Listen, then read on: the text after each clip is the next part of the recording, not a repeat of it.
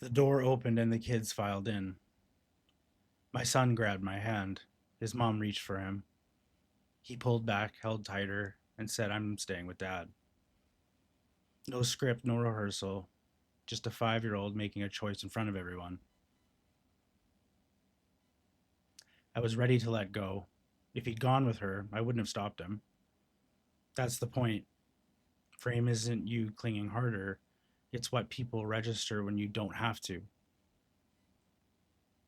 She backed off, her face got all tight like it does, and the crowd kept moving. Nobody else saw the custody war buried inside that tiny grip, but I did, and so did she. Family court doesn't grade speeches or morality, it grades patterns. You can't script it, give it a slick PR spin, or beg it into existence. Frame is silent law, and the system feels it long before it writes it down. Rob Henderson calls them luxury beliefs. Shared parenting as truly neutral is one of them. It collapses the second a child clings to dad, and the father who feels the need to explain that moment is already bent. This is why restraint isn't manners, it's survival. You can't bend into a small face and call it bonding or choose when a leak ends up. Every hallway is a witness stand. Nobody announces it, but the air is thick with judgment. What looks routine is already being filed away. A lot of men misread the red pill as a rule book.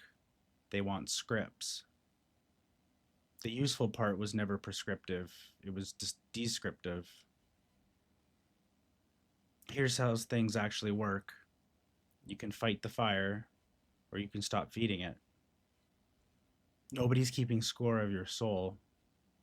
The system just grades stability. In that elementary school foyer, I didn't consult the script. I looked at my son's face and answered a simple question. What reduces turbulence right now without donating my center of gravity? And that's just it. Descriptive law, not moral theater. Navigation, not performance. As Day puts it, don't be authentic, be accurate. Decide what signals you want the world to receive. And if you want a purity test, go find someone who sells merit badges. I'm raising a boy, not curating a saint. Ryan Stone hammers the unromantic part most men avoid. Patterns beat stories. You can inch through life performing noble monologues about fairness, or you can notice the pattern that repeats, accepts what it means, and change your loadout. The pattern at thresholds is predictable. Children follow the immediacy, proximity, and familiarity from the last few minutes. The pattern says the more you perform, the more you pay later. So I treated it like a gust you lean through. Kept my voice low and instructions simple. Hook the bag, shoes to mat, say hi, teacher. The record isn't transcripts, it's residue. The way teachers remember your tone at pickup, or the way your kid blurts unscripted lines at snack time. It's the shape you leave behind when you think nobody's paying attention. The record starts before you speak, and it keeps running long after you've left the room. Don't draft civilians. The mother isn't the target, she's the feedback. She magnifies what you leak. Seal yourself, not her. Consistency is mental point of origin on a calendar. Same tone and routine, same expectations. The real win is unremarkable mornings that stack until a year goes by and nobody remembers the last time the room went sharp. Stop answering questions you were not asked, Day reminds. Every extra word is a liability. Calm has exchange value. It buys your kid a clean entry into a new day. It buys your partner freedom from being drafted into theater she didn't sign up for. and the mother less reason to push against you because pushing gets no return. It buys you an afternoon without replaying the scene for imaginary juries. Most important, it buys the future version of you a reputation you can live under. It's the same way a still hallway buys time before noise arrives. Ordinary silence as survival. I don't need apologies anymore or recognition.